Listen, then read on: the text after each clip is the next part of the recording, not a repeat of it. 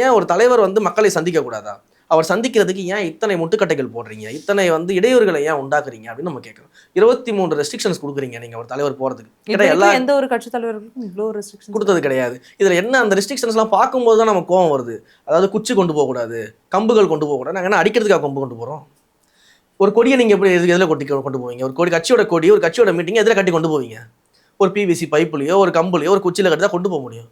அப்ப அதை நீங்க கொண்டு போகக்கூடாதுன்னு ஒரு ரெஸ்ட்ரிக்ஷன் எப்படி போட முடியும்? இதே ரெஸ்ட்ரிக்ஷன் திமுகவுக்கு போட முடியுமா?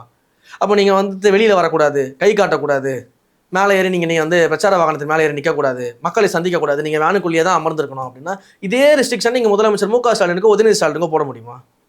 சார் நீங்க வெளியிலே வரக்கூடாது சார், நீங்க காருக்குள்ளேயே தான் சார் ரோட் ஷோ பண்ணணும், காரை விட்டு நீங்க வெளில வரக்கூடாது சார், மேலாம் நீங்க வந்து கையை காட்டக்கூடாது சார் நீங்க சொல்ல முடியுமா? அப்படி சொன்னதுக்கான ஏதாச்சும் ஒரு ஆதாரம் இருக்குதா? அப்ப தாவேகாவை நோக்கி மட்டும் நீங்க எப்படி சொல்றீங்க? இன்னைக்கு அதிமுக தொடர்ந்து பிரச்சாரம் பண்ணிட்டு இருக்காங்க, அவங்களுக்கு எப்படி அனுமதி கொடுக்கப்படுது? அப்போ நம்ம இந்த கேள்விகள் எழுது இல்லையா? ஸோ தொடர்ந்து இது போன்ற இடையூறுகள் செய்யக்கூடிய வேலையை நம்ம ஏற்கனவே பல வீடியோக்கள் நம்ம பேசியிருக்கோம். ஒவ்வொரு ஈவெண்ட்லையும் எந்த மாதிரியான இடையூறுகள் கொடுக்குறாங்க, ஒவ்வொரு இடத்துல நிலம் வந்து கொடுக்கறதுல இருந்து, ஒரு ஈவெண்ட்டுக்கான ஸ்பேஸ் கொடுக்கறதுல இருந்து, எல்லா இடத்துலையும் அந்த இடையூறுகள் இருந்துகிட்டே தான் இருக்கு.